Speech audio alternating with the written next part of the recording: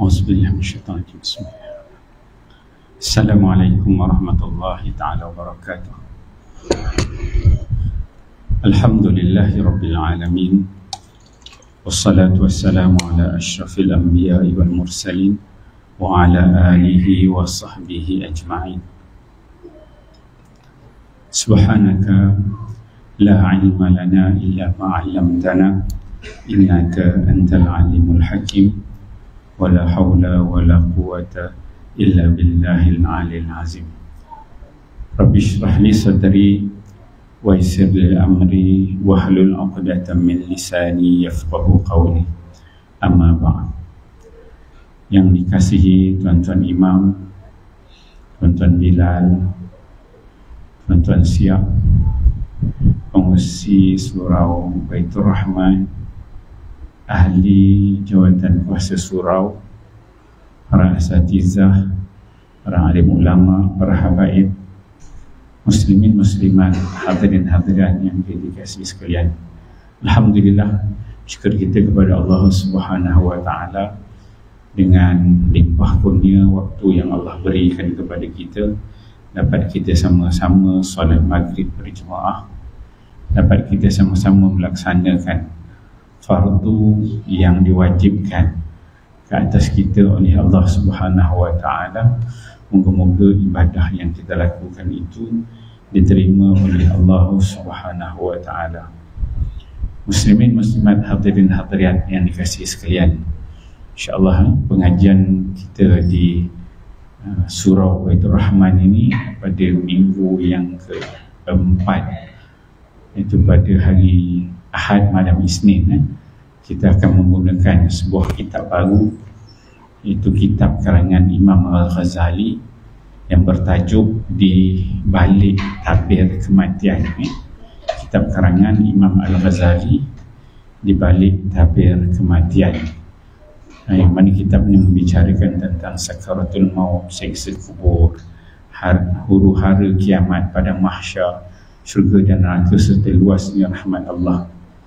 InsyaAllah pihak surau telah hadir membeli beberapa naskah kitab ini, dan ada yang telah diedarkan kepada tuan-tuan dan puan-puannya. Kitab ni berharga sekitar dalam RM35 begitulah. Jadi tuan-tuan yang nak berminat untuk memilikinya boleh tengok dekat Shopee ke Lazada ke, ada lebih kurang dalam 30 lebih dia harga dia. Di balik tabir kematian. Untuk kuliah kita yang pertama pada malam ini, dan merupakan kuliah saya yang pertama di surau Baitur Rahman ini, so kita ta'aruf dululah ya. Walaupun saya tak pernah berkuliah di sini, tapi saya rasa nama saya dalam surau ni lebih daripada 50 kali ada kalau kita cari nama saya dalam surau ni. Tuan-tuan rasa boleh cari tak nama saya dalam surau ni? Saya rasa 50 ke 100 ada nama saya tertulis di dalam surau ini. Siddiq bin Arifin. Cuba cari, cuba teka-teki saya utama. Jumpa saya bagi RM10.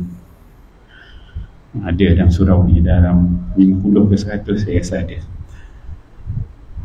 InsyaAllah untuk pengenalannya, nama saya Siddiq bin Arifin, berasal daripada Bagan Datuk Perak, orang Bagan Datuk. Mendapat pendidikan awal di Sekolah Rendah Cik Johari Sungai Sumun, di Sungai Sumun dekat kawasan area Bagan Datuk sana. Kemudian menyambungkan pengajian ke sekolah menengah di SMKA, Sekolah Menengah Kebahasaan Agama Slim River, dekat tepi highway tu. First batch di situ sampai SPM. Habis SPM sambung belajar ke Darul Quran Jakim. Quran Jakim sana saya buat diploma tahfiz dan qiraat. Habis di situ belajar diploma di Darul Quran Jakim, sambung belajar ke Universiti Al-Azhar di Mahad Qiraat Al-Azhar Syukura, pengkhususan di bidang qiraat, bentuk-bentuk bacaan lah, wajah-wajah bacaan Al-Quran, belajar qiraat 10, qiraat 7, qiraat 14, qiraat besar, kecil, asyarah surah, asyarah kubra, itu pengkhususannya.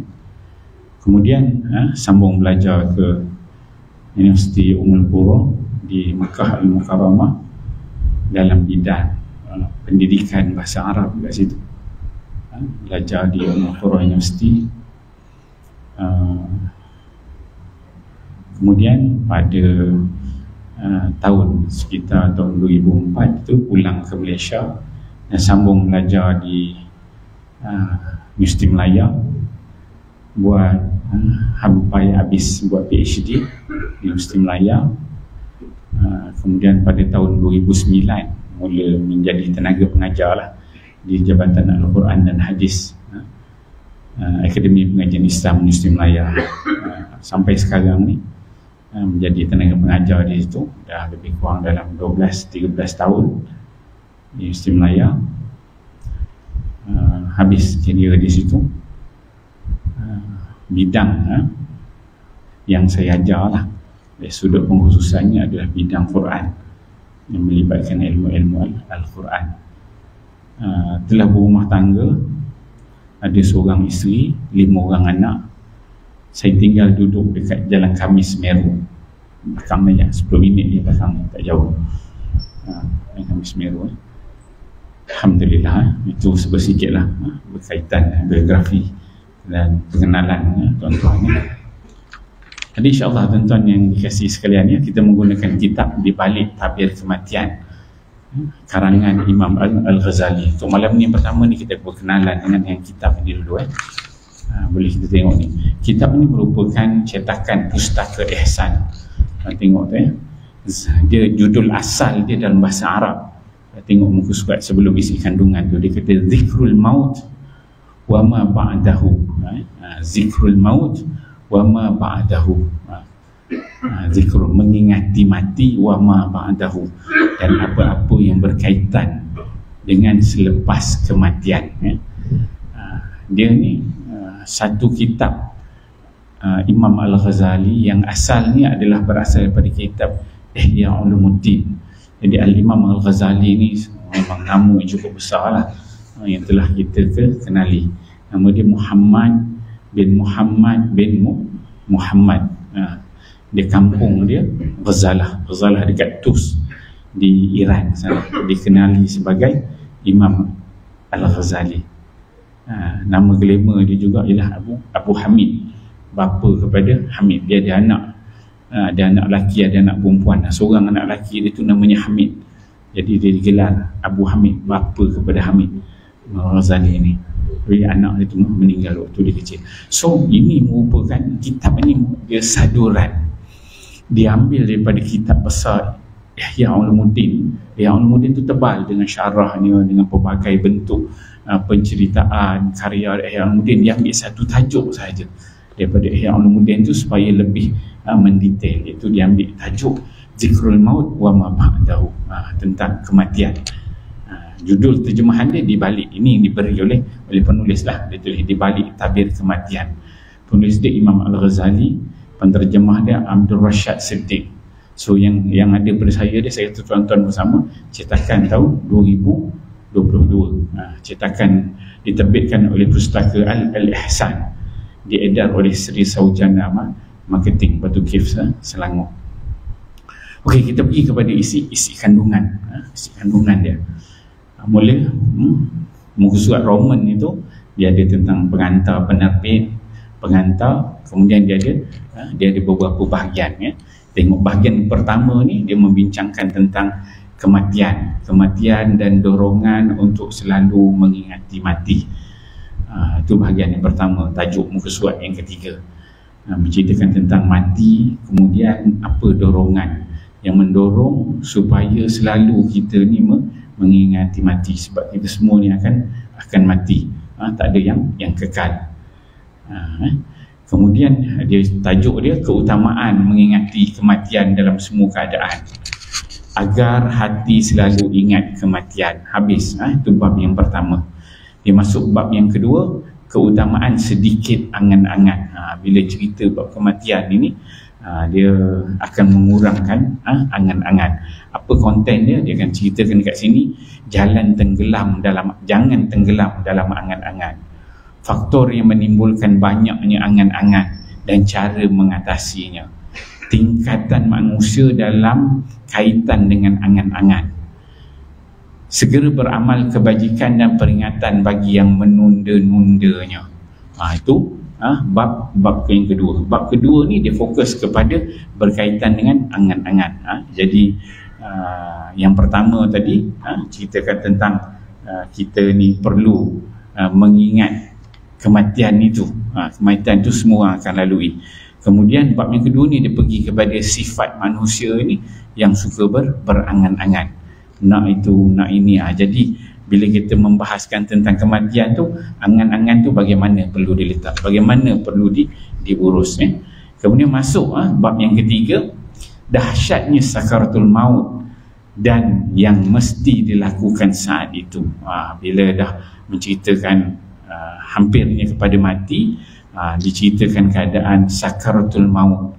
Sakarat ni dia mabuk. Sakarat ni maksud dia mabuk maut tu bagaimana. Kemudian dia membicarakan keadaan yang disukai pada orang yang menjelang ajal. Bila dah kurangkan angan-angan semua tu, barulah kita sampai kepada kematian. Nak mati. Bismillah.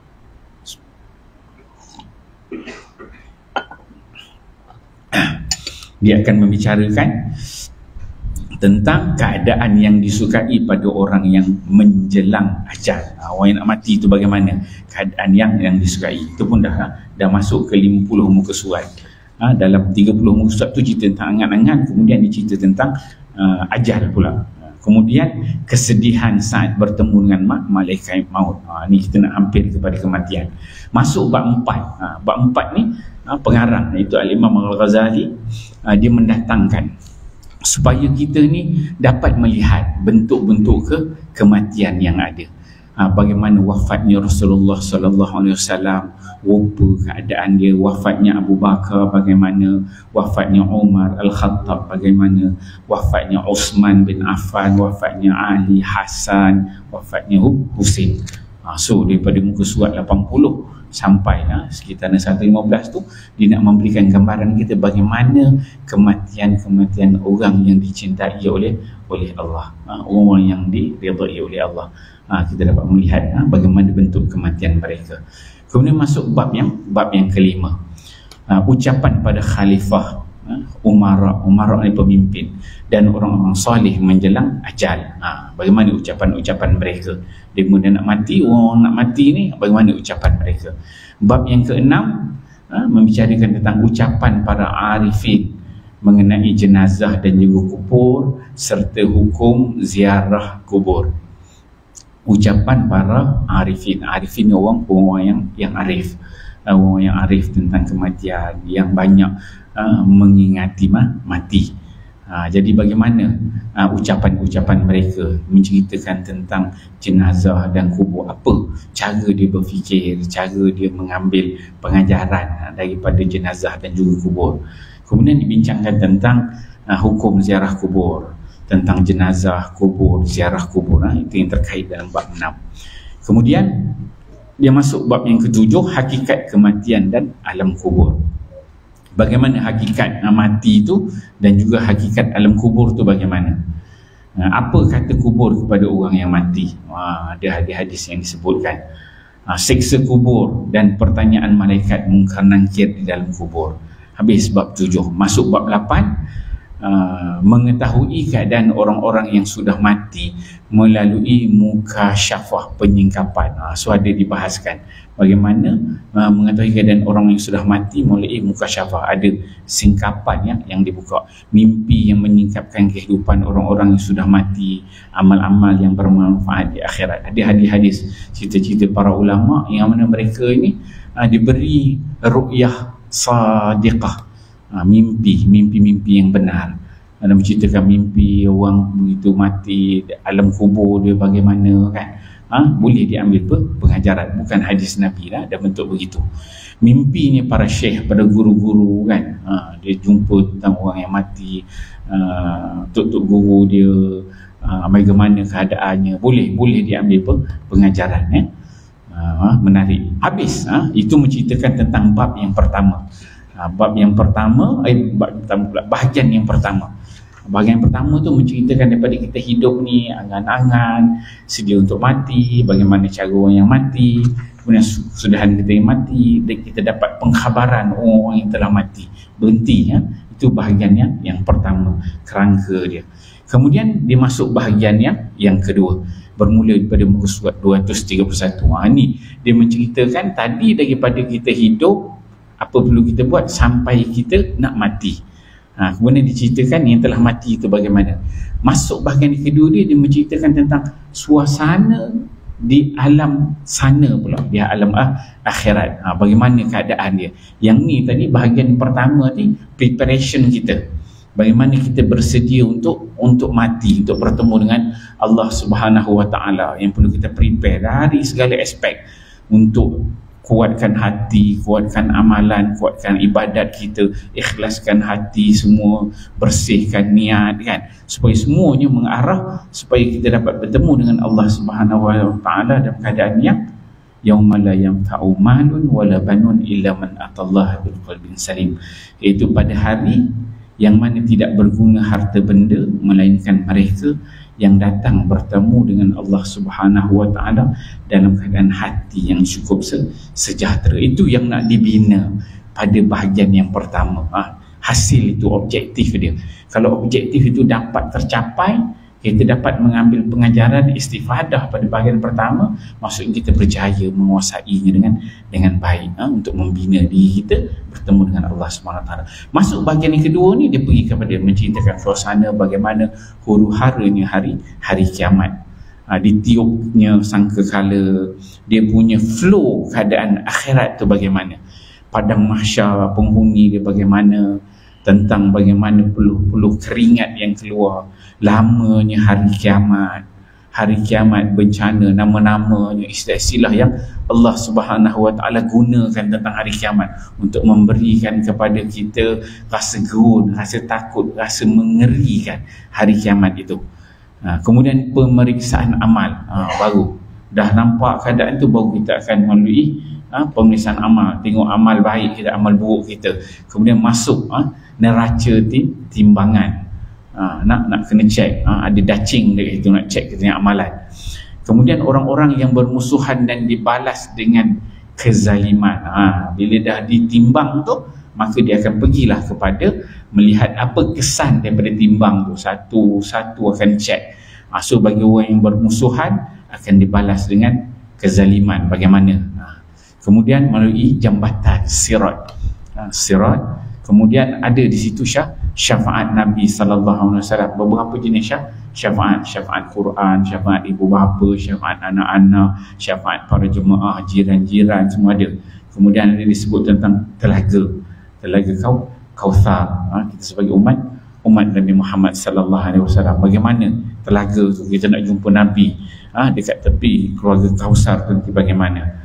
Itu bab yang ke-9. Masuk bab yang ke-10, dia menceritakan tentang neraka Jahanam. Itu tadi proses bila mati, kemudian kita bersedia untuk ke mahsyar, ditimbang, check and balance, tengok masuk neraka ke syurga semua. Habis cerita kat situ, dapat jumpa Nabi Kautsar, dia cerita pula tentang bagaimana tentang neraka Jahanam, berkenalan dengan neraka Jahanam, lembah-lembah Jahanam, apa dia, bentuk-bentuk dia, tingkatan Jahanam, label-label Jahanam tu bagaimana, makanan dan minuman di dalam neraka Jahanam, ular kali jengking dalam neraka, tangis dan ratapan penghuni neraka. Habis itu, sampai muka surat 322. Itu dicerita tentang neraka je, suasana bentuk-bentuk neraka, mengerikan neraka itu. Kemudian masuk bab yang ke-11. 11 ni dia menceritakan tentang nikmat, itu tentang syurga.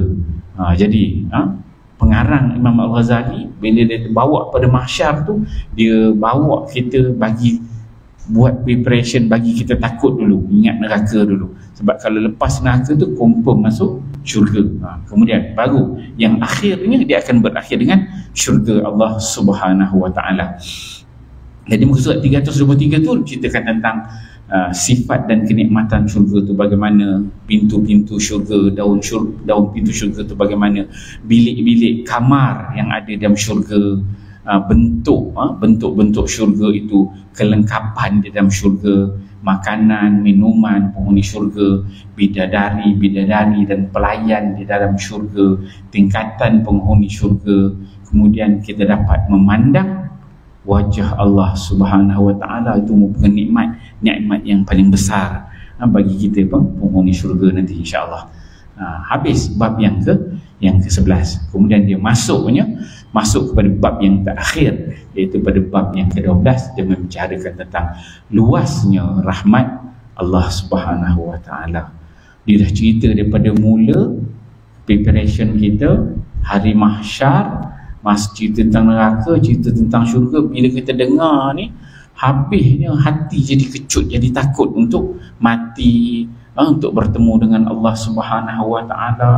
Jadi hilang kehidupan kita ini, seolah kita rasakan confirm dah kita ni masuk neraka Allah, seolah begitu. Kemudian dia datangkan bab yang ke-12 untuk menceritakan bagaimana luasnya rahmat Allah Subhanahu Wa Taala. Rahmat yang diberikan kepada kita umat Nabi Muhammad sallallahu alaihi wasallam. Habis lebih kurang dalam 350 muka surat, habislah kitab ini di balik tabir kematian. Dia saduran daripada bab kematian. Okey, kita tengok sikit apa pengantar penerbit muka surat IX tu, tulisan Roman tu. Kita kata Bismillahirrahmanirrahim, kata, dengan nama Allah yang Maha Pemurah lagi Maha Penyayang. Kita ni tengok pengantar penerbit. Segala puji bagi Allah yang Maha Besar, Tuhan pemilik dan pemelihara alam semesta. Selawat dan juga salam buat junjungan yang dikasihi Muhammad sallallahu alaihi wasallam, Nabi yang membawa risalah untuk kita semua umatnya. Buku di sebalik tabir kematian ini membicarakan dua persoalan utama, iaitu kematian dan peristiwa-peristiwa setelah kematian. Kematian pasti akan dirasai oleh setiap makhluk yang bernyawa. Antara tajuk yang dimuatkan seperti sakaratul maut, azab kubur, kiamat, padang mahsyar, balasan syurga dan neraka, serta perbandingan antara hamba yang taat dan yang derhaka. Juga ada kisah-kisah yang dapat kita jadikan pengajaran dan panduan dalam meneliti kehidupan di dunia yang sementara ini bagi menuju ke alam yang kekal di akhirat kelak nanti. So konten itu kita dah nampak lagi lah isi kandungan dia. Semoga kita termasuk dalam golongan yang mendapat rahmat Allah dan mendapat syafaat Rasulullah sallallahu alaihi wasallam, insya-Allah. Itu pengantar daripada penerbit dengan menceritakan tentang kematian ini yang akhirnya diharapkan kita jadi golongan yang dapat syafaat Nabi lah, rahmat Allah. Tengok pengantar depan itu pula. Pengantar kepada kitab ni. Tadi tiba pengantar penerbit, ini pengantar kepada kitab ni dikatakan.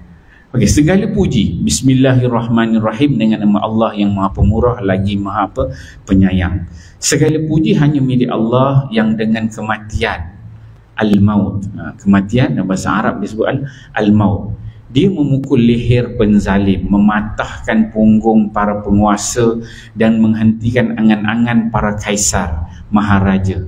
Mereka itulah orang-orang yang hatinya selalu enggan mengingat kematian, sampai datanglah kepada mereka janji yang nyata. Lalu Allah mengembalikan mereka kepada kehidupan semula. Mereka berpindah dari istana ke dalam kubur, dari cahaya dunia kepada kegelapan liang lahat, dari suasana nyaman bersukaria dengan anak-anak kepada suasana menyesakkan di sekeliling serangga dan cacing, dari nikmatnya menyantap makanan dan minuman kepada gelimang debu, dari senangnya berkumpul dengan keluarga menuju sepinya hidup sendiri, dan dari ranjang yang empuk ke kubur yang penuh dengan derita. Ini pengantar kepada kitab ini, Imam Ghazali, dia memberikan gambaran awal kepada kita apa yang dikatakan sebagai al-maut itu. Al-maut itu membawa kita kepada kematian, yang mana apabila datangnya kematian kepada kita, putus dah semua nikmat-nikmat yang ada di muka bumi ini. Segala kesenangan, segala keindahan, segala kemewahan, segala apa yang kita nikmati di muka bumi ini putus.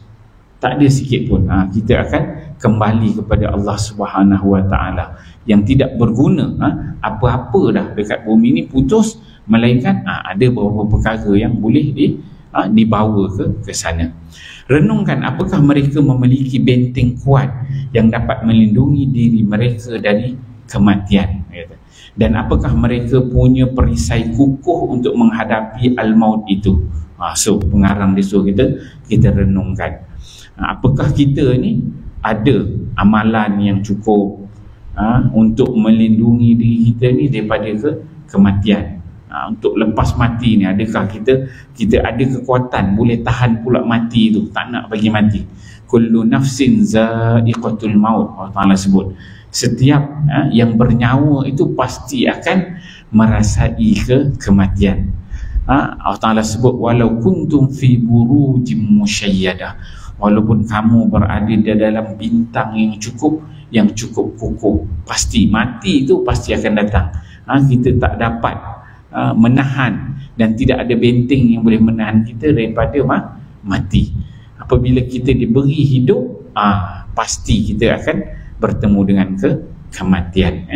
Kemudian apakah mereka punya perisai yang kukuh untuk menghadapi al-maut itu? Adakah kita ni ada sesuatu yang boleh menahan kita daripada untuk bertemu dengan kematian?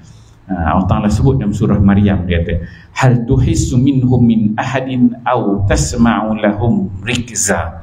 Maksudnya, adakah kamu melihat seorang pun dari mereka, atau kamu dengar suara yang samar-samar itu.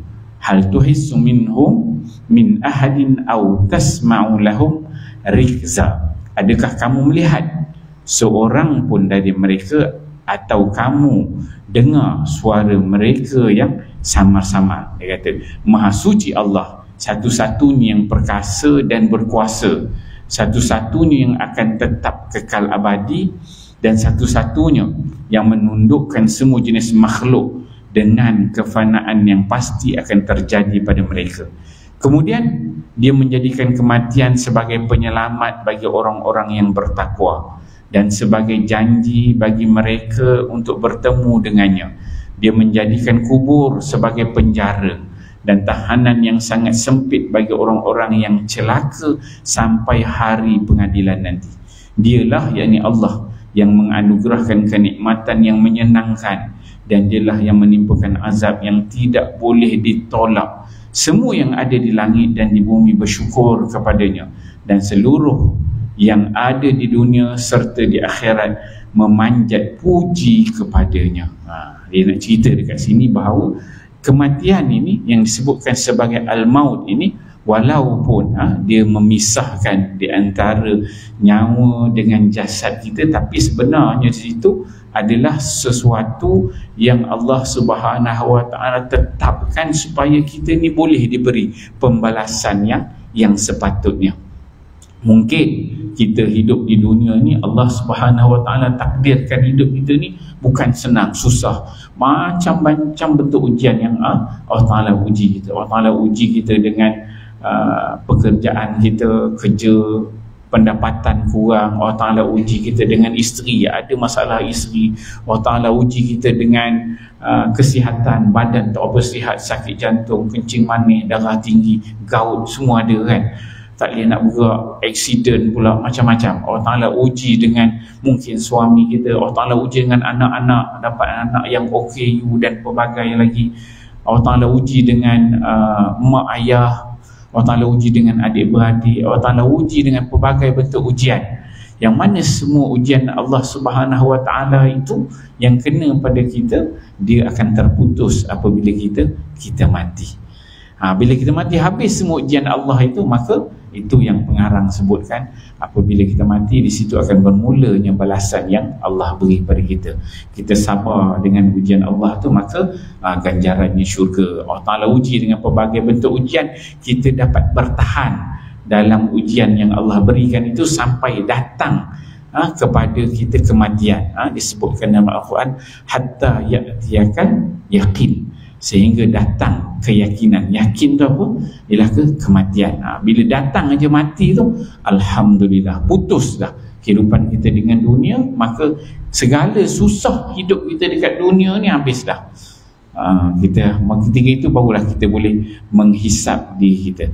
Itu yang pengarang menyebutkan tadi, perlunya permulaan itu adanya kita membuat persediaan, kita memahami kehidupan kita ni sebagai makhluk Allah Subhanahu Wa Taala, liyabluwakum ayyukum ahsanu amala, untuk Allah Taala uji kita, yang mana kita dapat melakukan amal-amal yang baik.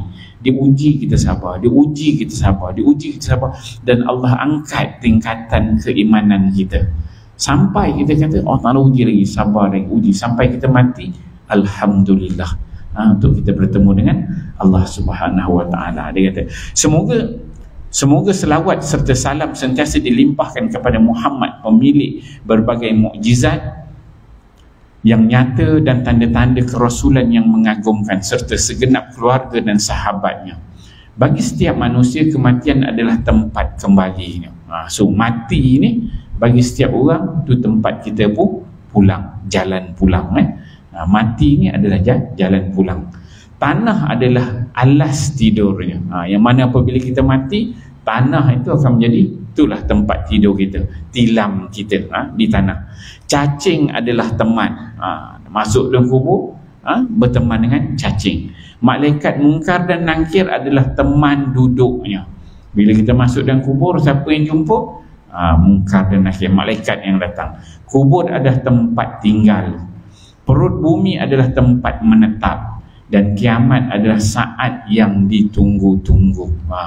Sepatutnya apabila kita mati, putus saja nyawa, kita masuk je dalam kubur, apa yang perlu ada, yang perlu kita sediakan adalah supaya kita mati nanti kita tertunggu-tunggu untuk hari kiamat. Tak sabar-sabar. Sepatutnya itu yang boleh kita bina ketika mana kita hidup ini. Kita hidup hari ini untuk terus sampai kita mati ni, sampai satu peringkat kita boleh rasa, ya Allah, ya Tuhan, aku lambat lagi ke aku ni nak mati kan.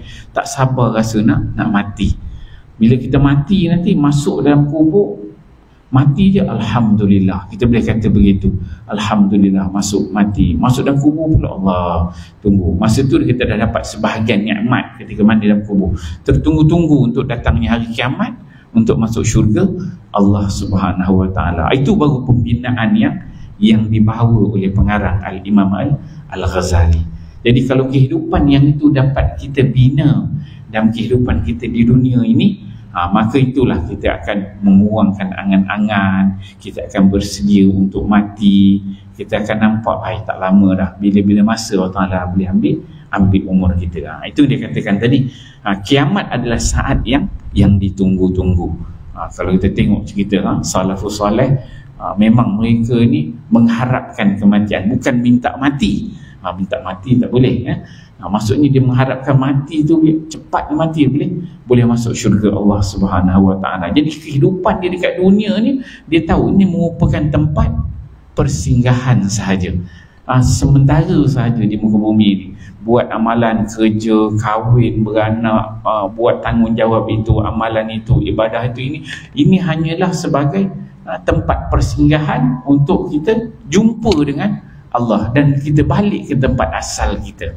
Kita ni sebenarnya, manusia ni, tempat kita bukan dekat bumi. Kita ni sebenarnya tempat kita ialah di syurga. Itu rumah asal kita. Betul? Nabi Adam AS sebenarnya asal tempat dia ialah di syurga. Tapi Allah Subhanahu Wa Ta'ala mentakdirkan untuk kita ni menjadi khalifah di muka bumi, untuk kita menjalankan tugas-tugas. Jadi kita memahami kerangka itu.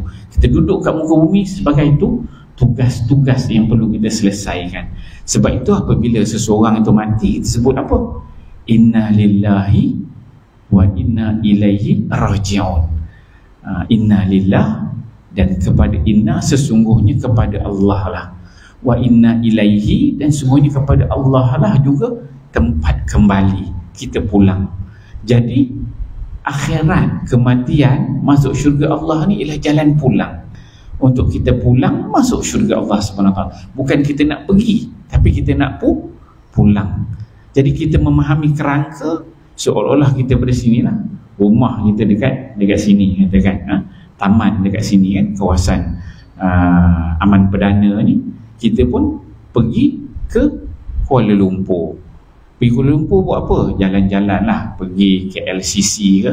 Maka daripada Kuala Lumpur, selesai kerja kita, kita nak pulang balik. Begitulah kehidupan kita. Kehidupan kita, asal kita ahli syurga. Kita ni semua penduduk syurga. Kemudian kita pergi berjalan ke muka bumi, jadi khalifah, buat beberapa tanggungjawab, macam pergi KLCC, pergi kerja ke, beli belah ke, bisnes ke kan. Kemudian selesai kita akan pulang balik ke Aman Perdana. Maka pulang itulah pulangnya kita. Inna lillahi wa inna ilaihi raji'un. Kita pulang balik kepada Allah, pulang balik masuk ke syurga Allah Subhanahu wa taala semula. Kalau kita dapat pulang dengan baik, masuklah balik ke Aman Perdana. Tetapi kalau apabila kita berada di KLCC tu, macam-macam benda kita cari masalah, buat salah itu, buat salah ini, mungkin kita tak dapat balik terus. Kat Setia Alam tu polis dah tunggu kan. Macam itulah contohnya. Ada roadblock kan. Roadblock tu polis tunggu, polis trafik lah, sekarang macam-macam ahlung tunggu tengah jalan ke kan. Apabila kita membina masalah ketika di KLCC, begitulah kita kehidupan kita di dunia ni. Kalau kita cari masalah, tidak taat perintah Allah, maka kita membina masalah yang mana pulang nanti kita bermasalah. Itu yang pengarang sebut, dia ceritakan tentang neraka Jahanam. Kita akan ke sana. Jadi pastikan kerangka kehidupan kita itu, kita on track. Objektif kehidupan kita itu jelas. Kita memahami kenapa kita ini diciptakan oleh Allah Subhanahu wa taala, punyai objektif, dan kita memastikan kita mencapai objektif ciptaan manusia itu untuk kita kembali kepada Allah sebagaimana yang Allah kehendaki. Sebut itu. Mahu tidak mahu, ia harus memikirkan tentang kematian, mengingatnya, bersiap diri untuk menghadapinya, merenungkannya, mencurahkan perhatian kepadanya, fokus kepadanya dan menunggunya. Ini syarahan kepada yang tadi. Kiamat adalah saat yang ditunggu-tunggu. Kita buat persiapan. Ia mesti menganggap dirinya termasuk orang-orang yang mati dan melihatnya berada di tengah-tengah para penghuni kubur. Segala sesuatu yang akan datang itu sudah dekat, dan yang masih jauh ialah sesuatu yang tidak akan datang. Jadi untuk memberi kita ini supaya lebih bersedia, lebih mengingati mati, jadi kita kena letakkan diri kita ini sebagai penghuni kubur di antara orang-orang yang mati itu. Kita lah yang berada kat situ. So apa yang kita nak sebenarnya? Apa yang perlu kita buat persediaan? Maka di situ kita dah boleh merancang kehidupan kita yang akan datang. Kalau orang hidup sekarang ni merancang harta lah, merancang insurans lah, macam-macam benda kita rancang di muka bumi ni. Kita rancang beli rumah, rancang beli kereta untuk anak kita mati besok, harta ni rancang untuk itu, harta ni kita rancang bagi orang ini, buat itu. Macam-macam perancangan kita untuk di dunia ini. Sedangkan dunia ni sementara sahaja. Tetapi apa yang pengarang Imam Al-Ghazali sebut ni ialah kita perlu merancang, meletakkan diri kita sebagai orang-orang yang mati, yang berada sebagai penghuni kubur. Jadi kita rancang untuk di sana nanti bagaimana keadaannya. Rasulullah SAW bersabda, Al-kayyisu man dana nafsahu wa amila lima ba'dal maut. Orang-orang pintar adalah orang yang selalu memuliakan dirinya dan beramal demi kepentingan hidup sesudah mati. Ini hadis Nabi sallallahu alaihi wasallam. Hadis ni hadis yang masyhur, menceritakan tentang apa sebenarnya golongan orang yang pintar di sisi Allah Subhanahu Wa Taala. Orang yang cerdik ni orang yang macam mana? Al-Kayisu. Orang yang cerdik ni sebenarnya macam mana?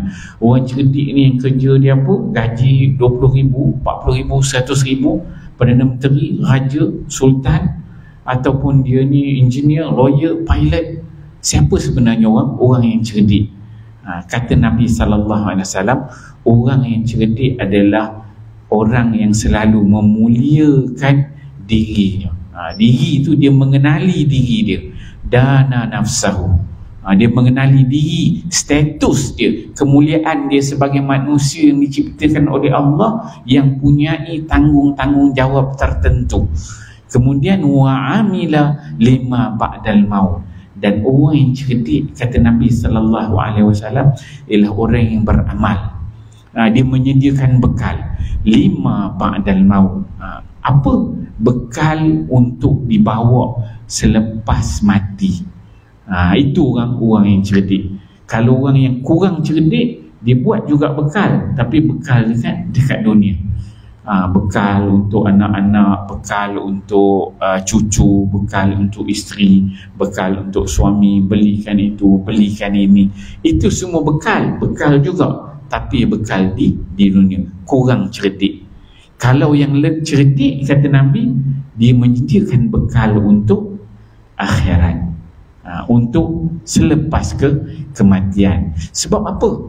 Sebab kita hidup di dunia ini, rezeki itu asasnya Allah Subhanahu Wa Taala dah tentukan untuk kita.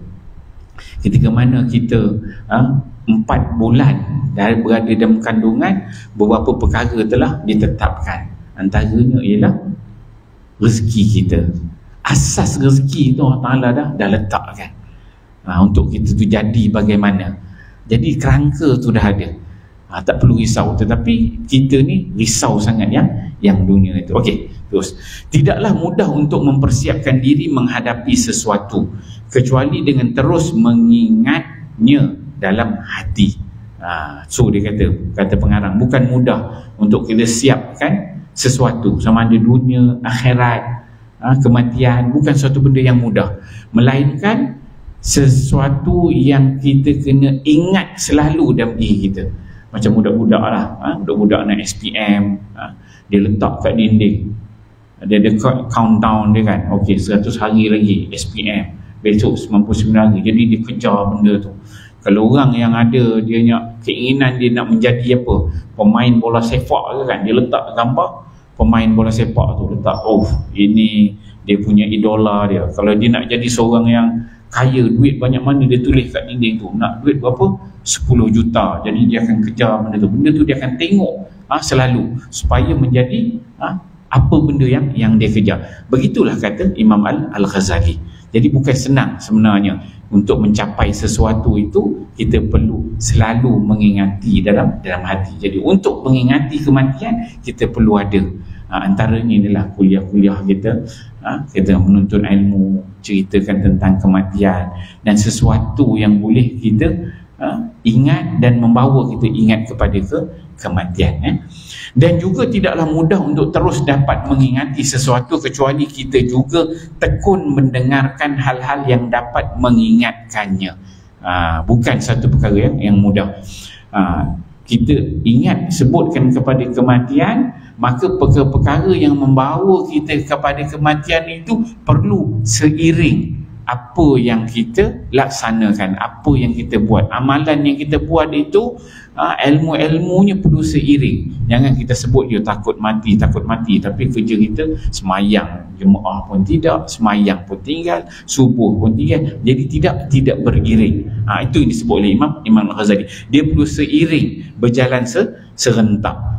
Kecuali kita juga tekun mendengarkan hal-hal yang dapat mengingatkannya serta memperhatikan hal-hal yang dapat menggugatnya. Kita harus selalu memikirkan soal kematian yang mengawali proses kematian dan kehidupan setelah mati, serta hal ehwal akhirat, hari kiamat, syurga dan neraka.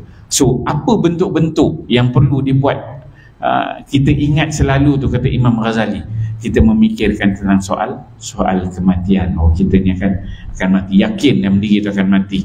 Kemudian kita ingat bagaimana proses kita ni besok, bagaimana di padang mahsyar, di mizan, timbangan, sirat, nak lalu jambatan tu ke mana kita, kehidupan yang setelah mati, hal ehwal akhirat tu, nampak pula hari akhirat tu nerakanya bagaimana, teruk azab yang akan ada nanti, kemudian syurga tu bagaimana nikmat-nikmatnya. Jadi perkara-perkara ini perlu selalu berlegar dalam kepala kita, selalu kita ingatkan.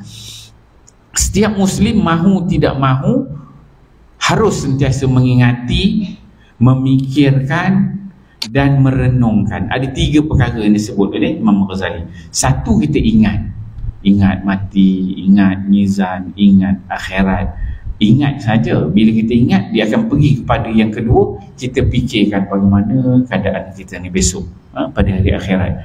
Lepas ke kita di alam kubur kan, lepas ke kita di padang mahsyar, timbangan nanti bagaimana. Kemudian kita renung, kita kaji, dan kita ambil pengajaran daripadanya. Kata Imam Ghazali, agar dapat mendorong dirinya untuk melakukan persiapan menghadapi kematian tersebut.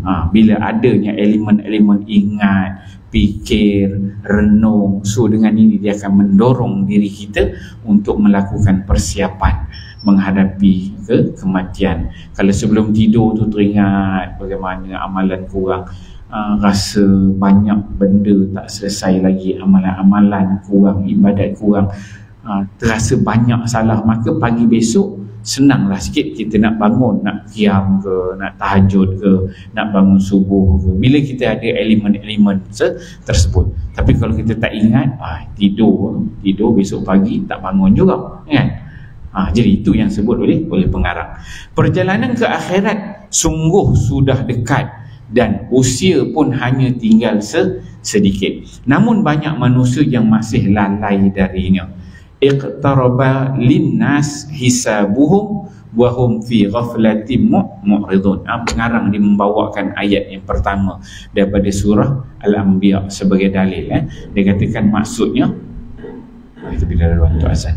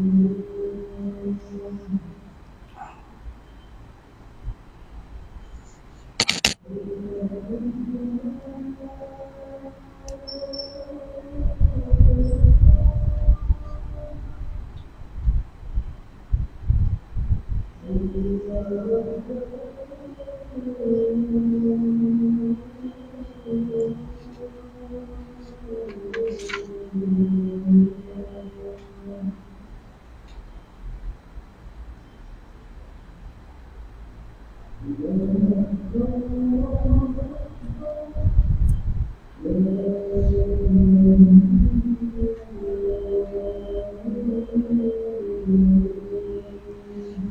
ilaha illallah.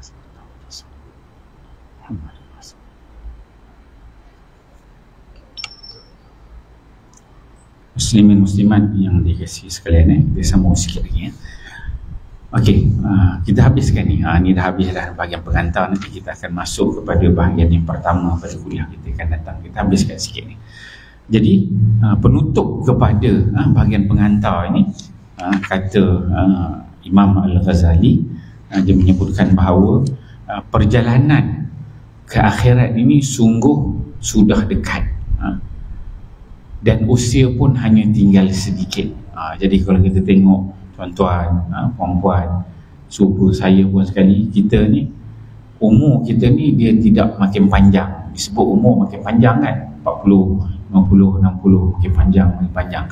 Sebenarnya umur bukan makin panjang, makin pendek kan. Makin pendek. Kalau Allah Ta'ala bagi kita umur 80 tahun, ni 50 tinggal 30. Kalau umur 60 tinggal 20. Umur makin pendek. Sebenarnya begitu. Itu yang disebut oleh pengarang. Usia pun hanya tinggal sedikit saja. Dan kita membaca kitab ni pun, kita bukan umur 10 tahun ataupun 5 tahun ataupun 15 tahun. Kita yang dengar kitab ni umur 30, 40, 50 kan. Jadi umur tu dah tinggal sikit dah. Masa awal-awal dulu kita tak baca pun kitab ni, ada ujung-ujung baru kita nak beringat kan, buat persediaan. Itu yang pengarang sebutkan. Usia pun semakin tinggal sedikit. Dia kata namun banyak manusia yang masih lalai dengan dirinya. Walaupun kita dah tahu umur kita makin pendek, bukan makin panjang, tetapi ramai dalam kalangan manusia yang lalai. Dan ini juga direkod oleh Allah Subhanahu Wa Taala dalam surah Al-Anbiya ayat yang pertama, yang iqtaraba linnasi hisabuhum wa hum fi ghaflatin mu'ridun. Telah dekat kepada manusia hari hisab, hari kiamat, hari kebangkitan. Segala amalan mereka sedang mereka berada dalam kelalaian, lagi berpaling daripadanya. Ini Allah Ta'ala sebut bahawa manusia kita ini dengan hari akhirat itu kita memang lalai, kita memang lupa, walaupun dah makin dekat kepada kematian. Umur semakin pendek, sifat manusia itu memang lalai. Yang itu yang perlunya kita memberi peringatan, datang kuliah-kuliah, ingat cerita tentang akhirat, cerita tentang kematian. Moga-moga dengan kita dengar ada sedikit sebanyak boleh jatuh di dalam hati kita, kita semakin ingat, semakin memperbaiki kehidupan dunia kita, amalan-amalan kita. Kita teruskan kehidupan seperti biasa, tetapi kita memastikan amalan-amalan yang kita lakukan itu semuanya membawa kita kepada amalan ibadah yang ada ganjaran, ada pahala di sisi Allah Subhanahu Wa Taala. Kalau kita kerja pejabat, kita sebagai seorang kerani, seorang guru, seorang engineer, seorang doktor, seorang ustaz ke, tak kisahlah apa-apa kerja yang kita buat, potong rumput ke, angkat barang ke, bawa lori ke, tapi apabila amalan kita itu kita fahami dengan baik, dia merupakan satu ibadah kepada Allah Subhanahu Wa Taala, kita ikhlas niatkan dia sebagai ibadah, maka setiap amalan yang kita buat itu akan mendapat ganjaran, ada pahala di sisi Allah Subhanahu Wa Taala. Itu yang pertama. Kemudian yang kedua, apabila itu dapat dibina dalam diri kita dengan sebaiknya, dibetulkan niat dalam segala tindak tanduk kehidupan, amalan, pekerjaan kita, maka di sana kita memastikan apa yang kita buat tu tidak ada unsur-unsur dosa. Kita taklah ambil rasuah, kita tak tipu orang kan. Semua bila benda perkara-perkara buruk yang nak buat tu, kita ada kuasa pada kita itu, kuasa di tangan kita. Maka kita beringat, itu perkara yang kedua perlu kita ambil iktibar, supaya kita bertemu dengan Allah Subhanahu Wa Taala dalam keadaan yang penuh dengan kebaikan, dan jauh daripada dosa dan juga kejahatan. Jadi insyaAllah tuan-tuan yang dikasihi sekalian, kita berhenti di situ dulu. Nanti insyaAllah kuliah kita yang akan datang, kita akan masuk kepada muka surat yang Yang pertama lah tu, bahagian yang pertama, muka yang ketiga, kematian dan dorongan untuk selalu mengingatinya. So malam ni kesimpulan apa yang telah kita kongsikan, itu kita berkenalan dengan Imam Al-Ghazali, kita berkenalan dengan kitab, dan kita berkenalan dengan konten-konten apa yang dibahaskan dalam kitab, dan juga harapan daripada penerbit dan juga pengantar kepada kitab ni, insya-Allah. Yang baik itu daripada Allah Subhanahu Wa Taala, salah silap daripada kelemahan diri saya. Auzubillahi minasyaitonir rajim. Bismillahirrahmanirrahim. Alhamdulillahirabbil alamin, wassalatu wassalamu ala asyrafil anbiya'i wal mursalin wa ala alihi washabihi ajma'in. Allahumma ja'al jam'ana hadza jam'an marhuma wa tafarruqana min ba'di tafarruqan ma'suma wa la taj'al lahum fina shaqiyyan wa la matruda wa la mahruma bi rahmatika ya arhamar rahimin. Rabbana atina fid dunya hasanah wa fil akhirati hasanah wa qina azabannar. Wa sallallahu ala sayyidina Muhammad wa ala alihi wasallam. Walhamdulillahi rabbil alamin. Assalamualaikum warahmatullahi wabarakatuh.